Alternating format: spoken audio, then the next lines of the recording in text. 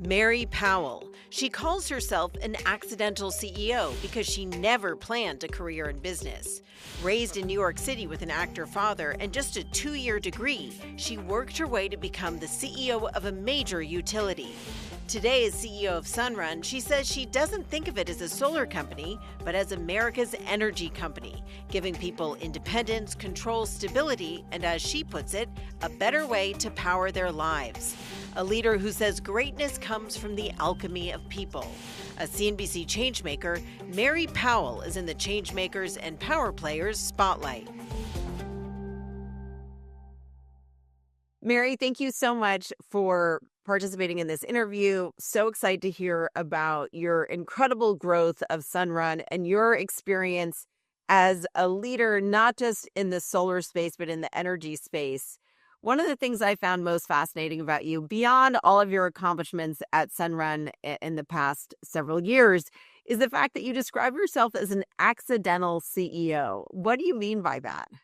Oh, yes, I do. So first of all, it's so nice to chat with you today. And yes, 100%. I've called myself the accidental executive for forever because, and I also always say if I had a book, it actually would have been called Lean Out because I think I spent most of my career actually leaning out from things and then just finding myself in situations where I had the opportunity to work with amazing people and create amazing results. So growing up in New York City in an arts home, I actually felt sorry for people in business. I thought it seemed like a really just like a not interesting kind of life to have. So certainly from a business perspective, I absolutely have always seen myself as the accidental executive. Well, I think everyone would like to know how to create situations or how to put themselves in situations where they find opportunities. So do you feel like there was any intention or anything beyond luck that brought you to these environments where you ended up being able to take on these huge responsibilities? Well, I for sure, the reason that I kept getting more responsibility was absolutely tied to, I love that line, the harder I worked, the luckier I got. Like, so I really, like from the very first role that I ever had, which was at the Reserve Fund, a money market fund in New York City, I just saw that what I needed to do was to help make the company greater, to make it, move in a way that was highly effective. I love people, so I've always loved the opportunity to work with people to accomplish great results. So I've just been somebody that, even though I was like, I don't actually know why I'm here because this wasn't necessarily my plan to be here in this situation, I was 100% somebody that always felt like my job actually always was to be a change maker on some level, was to make the situation I found myself in better and stronger for the entity that I was serving. Well, certainly a good attitude to have. And you've really done that at Sunrun, pivoted it to storage first, increased battery installations by 500% since 2021. But it's amazing to look at all of these stats about your impact on this solar energy company and on this industry. And the fact that you grew up in an arts household. Your father was a relatively famous actor. He was in 3 Days of the Condor. He was in big Hollywood films. How did growing up in that arts family impact your approach to leadership in your life?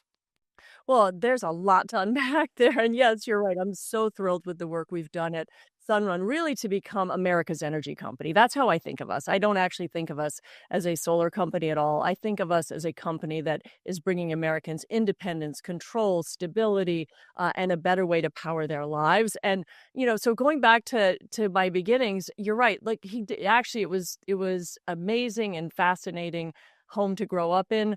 Like a lot of homes, there was a lot of really amazing stuff, and there was some really, really hard things as well.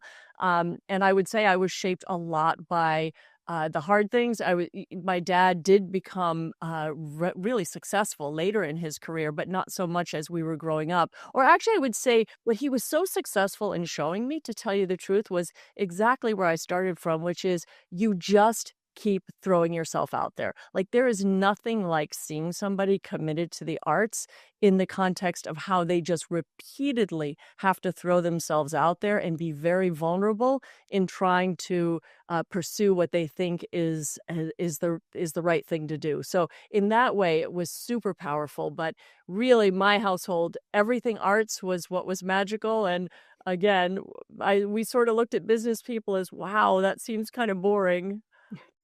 But at the same time, you worked from a very early age, scooping ice cream. Tell me about what led you to those early jobs.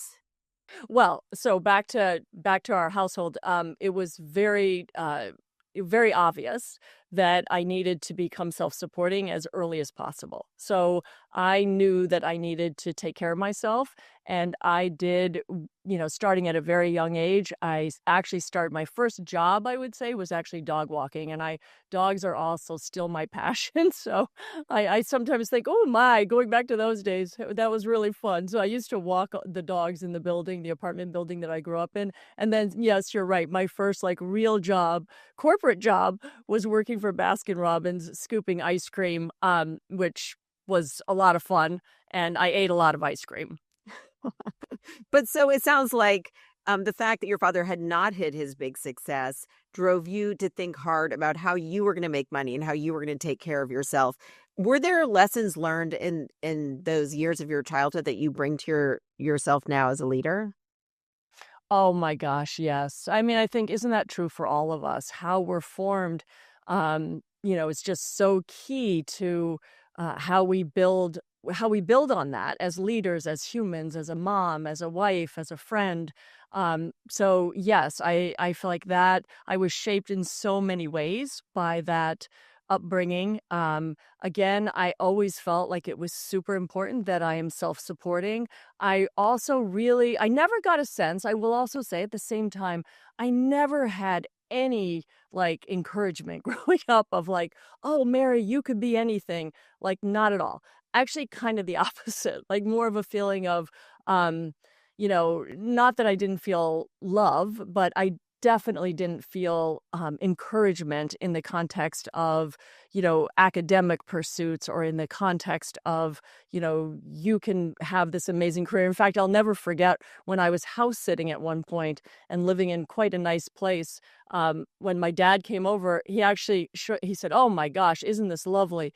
And he shook his head and he said, "Oh, too bad to think this is the best place you'll ever get to live." So in many ways, I was so shaped by the fact that I didn't enter work, I didn't enter life with like that, like, oh my gosh, like there's this career ladder and I got to climb it and I have to do this and I have to do that.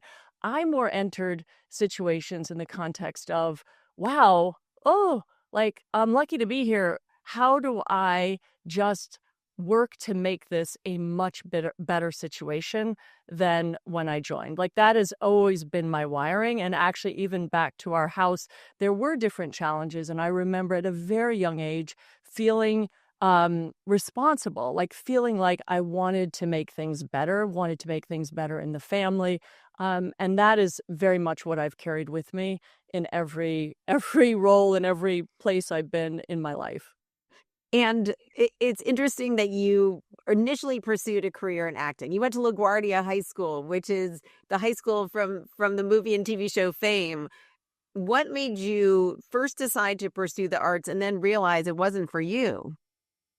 Well, yes, I did go to that school, and it was largely because the local public school was concerned my parents from a safety perspective in terms of where I was living at the time, where we were living. So they were like, you girls got to test into LaGuardia High School, Fiorello LaGuardia High School of Music and Art. And I tested in for art. And not acting, but actually like drawing, painting, that kind of art. And I loved it because by the time I was a sophomore in high school, I got to drop math and science and do a lot of art. So I loved it. But I also was around these incredibly talented people. And you're right, I did a brief I took a course at Herbert Berghoff Studios in New York City because I thought for a bit I might like to follow my dad's path. And wow, it's really hard. I would say in high school, I saw all this incredible talent around me, and I just felt absolutely confident that there was no way I was going to be able to take care of myself as an artist. I think that's ultimately it. Like, I knew I needed to be self-supporting, and I did not see that I had the talent, and the capability to be successful and support myself in that regard. So, how did you go from there to the energy industry and then to CEO? Tell me about this accidental CEO path. Oh my goodness, how long do we have? So really how I went from there is I ended up getting a job out of college. I actually only have a 2-year degree. So I see myself as not just an accidental executive, but a significant outlier. I was the CEO of a utility for 12 years. And I remember at the time I became CEO, people were like so focused on like, wow, like how do you feel as a woman CEO of a utility? Because I think there was like 3 of us in the And this United is at States at the Green time. Mountain when you were CEO of Green Mountain. Yes, and I actually said, I don't think the fact that I'm a woman is nearly as shocking as the fact that I'm not a lawyer or an engineer. So I'm not a product of higher education, right? So I graduated with a 2-year degree, and I was in New York City, and my best thinking, frankly, was that I should go to bartending school, but it was expensive, and so that's how I got that first job. And I ended up staying there for almost 8 years, and we grew it from a $200 million fund to a $3.5 billion. But and mention what that fund is, because you started as a receptionist, right? Yes, What I was the did. first job? I did. I started as a receptionist and a technical writer in the technology department, actually. And, 7.5 years later, I was the associate director of operations of a $3.5 billion fund.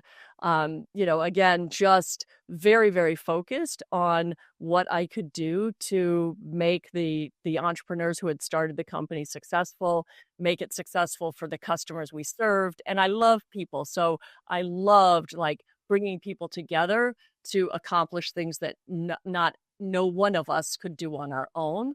And then how I fell into energy so many years later, it's so funny. Like, it's kind of famous in Vermont. I had my own business. I was actually sort of pitching them on hiring this consulting firm that I had, and instead they really did want me to come and join them. And I turned down the job not once, not twice, but 3 times. Because I thought, oh, like, I don't really want to work for a utility. So, but ultimately, obviously, I did. And I love the line in life. I didn't know what I didn't know because there was a reason. I actually remember speaking to a woman that was a kind of a mentor of mine at the time. And she said, Mary, maybe it's come back to you so many times because there's some sort of reason you're supposed to be there. And, 20 years later, it was really one of the most transformative opportunities I had really to transform a very, very traditional business into one that was customer obsessed, innovative, and leaning into the kind of technologies that I get to deploy in homes all across America today. So it's really been an incredible journey. So, and it's so interesting because they kept on coming back to you. You'd think if you said no to a CEO job once, they'd be like, okay, moving on to the next. Why do you think they kept coming back to you? And what in your mind changed to finally accept the role?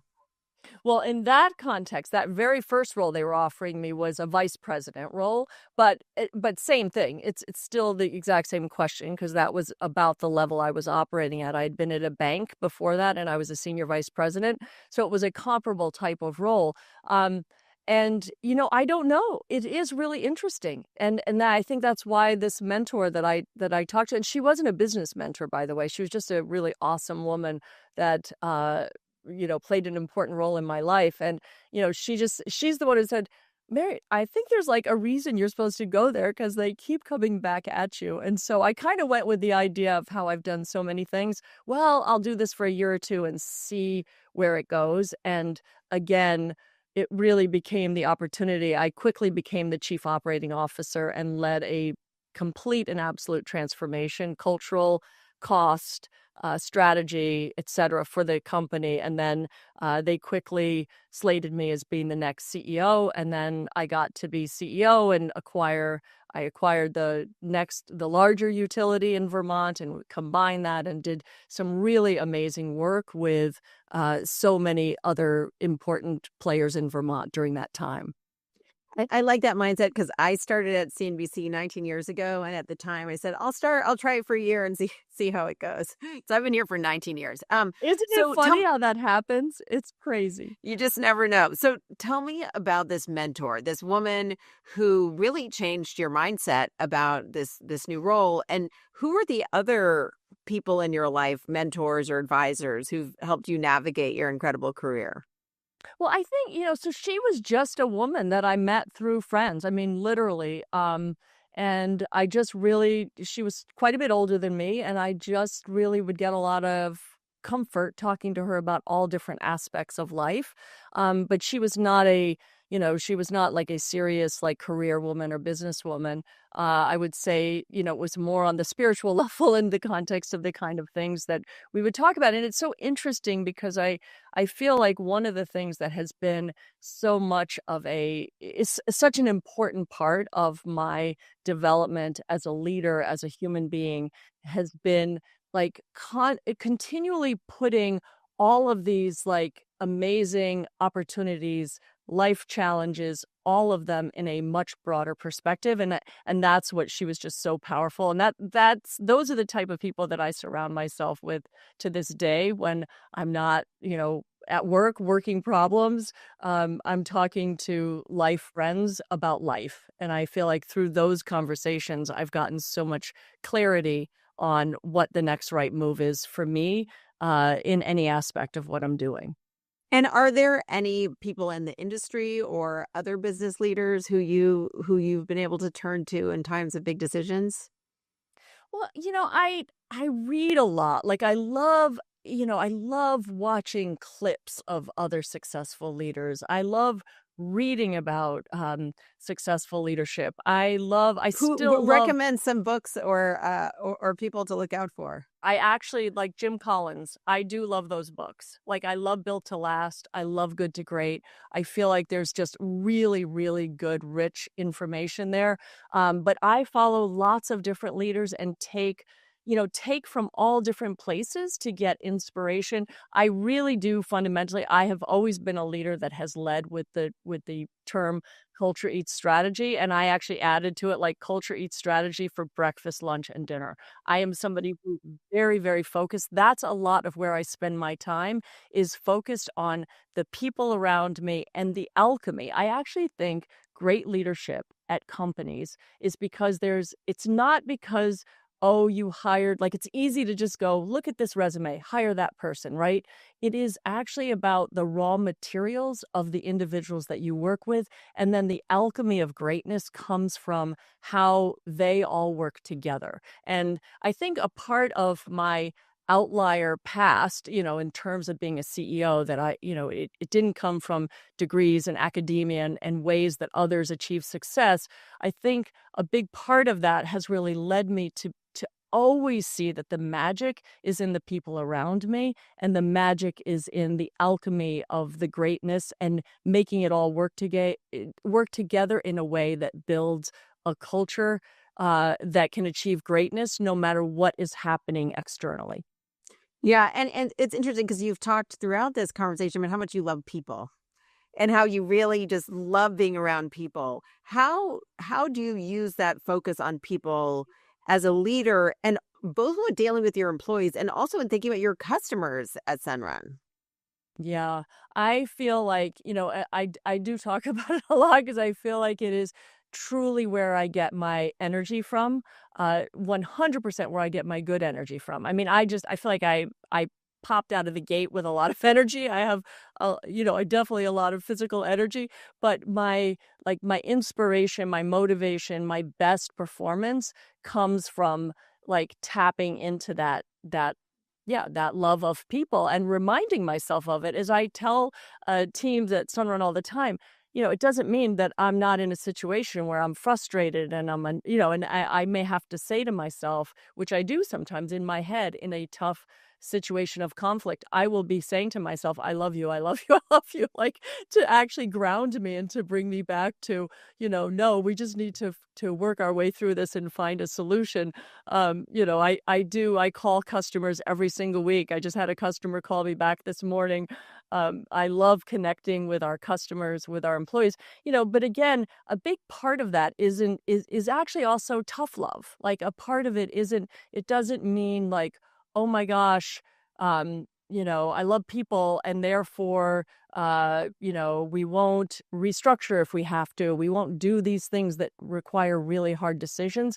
You have to be able to do that to accomplish greatness as an organization. You have to constantly be making decisions that are really key to the strategy of the company, really key to success. So love requires tough love, but it's also about bringing that into how we go about what we do. So what do you think your leadership superpower is?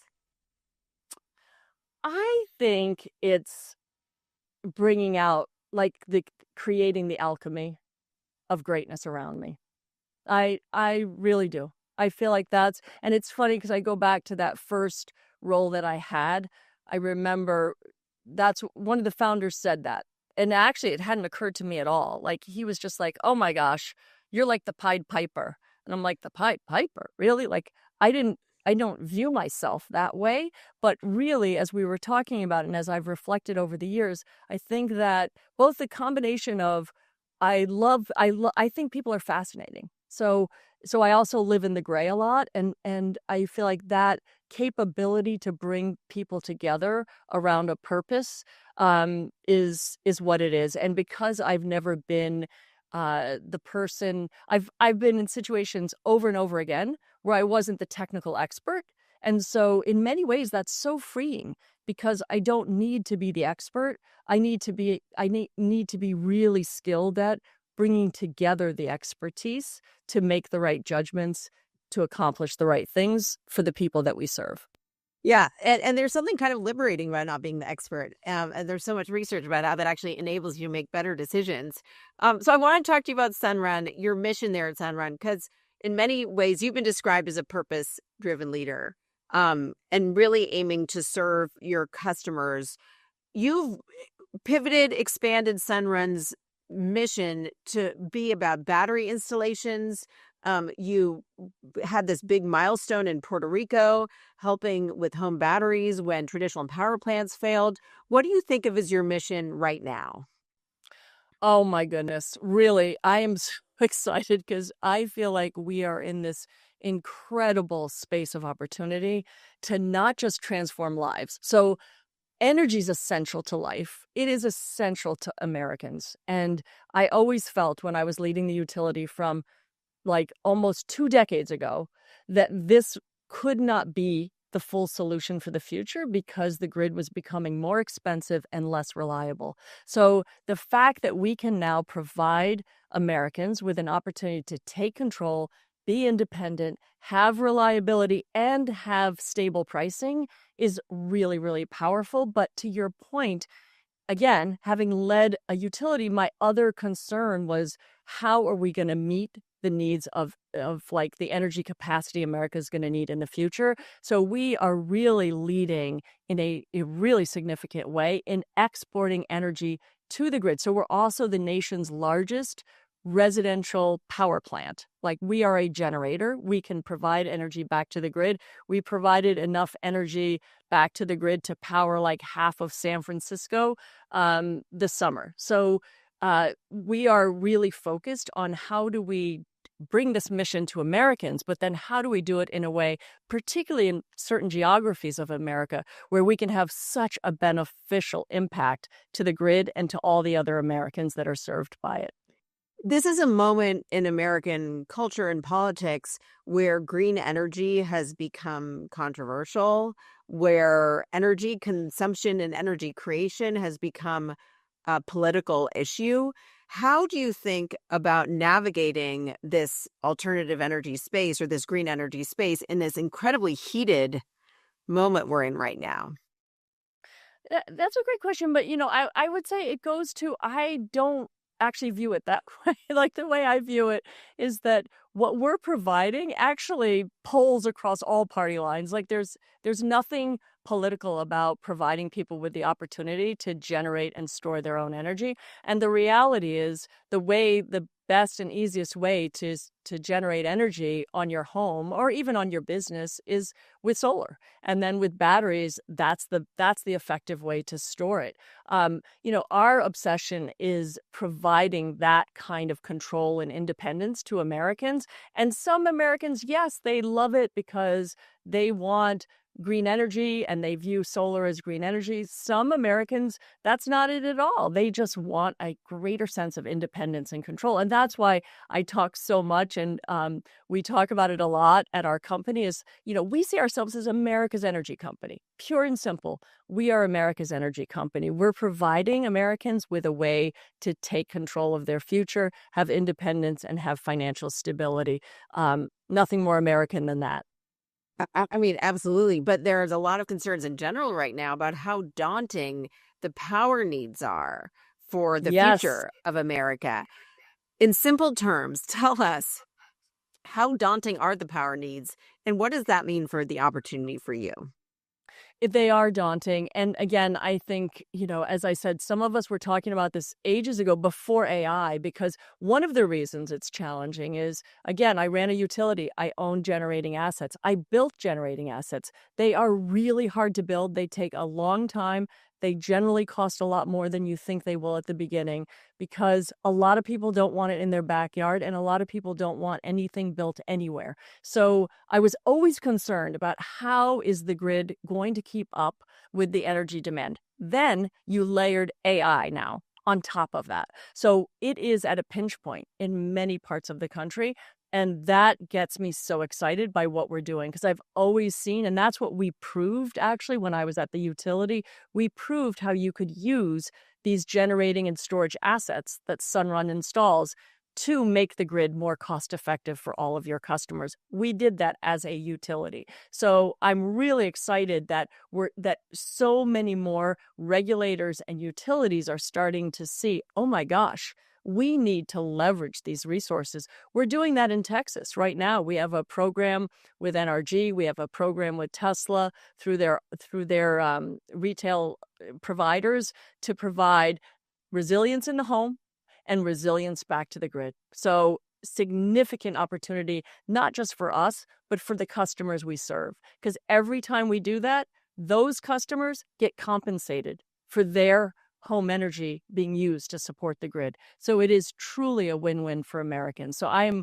really excited, as you can tell, about the power of this solution, not just for homes, but for America's grid. Yeah, incredible. And I know we're almost out of time, but I have quick final questions for you. The first is about the work you've done around breast cancer advocacy, raising money for research. Why did you decide to make this such a big part of the way you spend your time? You're a very busy person. You're running this company. Why has this been such a big commitment for you? Well, I think it's really important. I actually have a number of commitments where I feel like I can make an impact on society that has nothing to do with the work that I do. I do a lot of work with dog rescue. So as I said, I love dogs. And yes, breast cancer and cancer has always been important to me. My mom died of cancer when I was pregnant with my daughter. So they never got to touch hands. And it had a very significant impact on me. Not just that she passed away from it, but how long she fought it and how much it kept hitting at her, as it did with many other women in my family, in my extended family. So I made the decision to have a prophylactic double mastectomy about over 10 years ago. And at the time, I was supposed to be in the all clear. They had done every test and it showed that I was clear.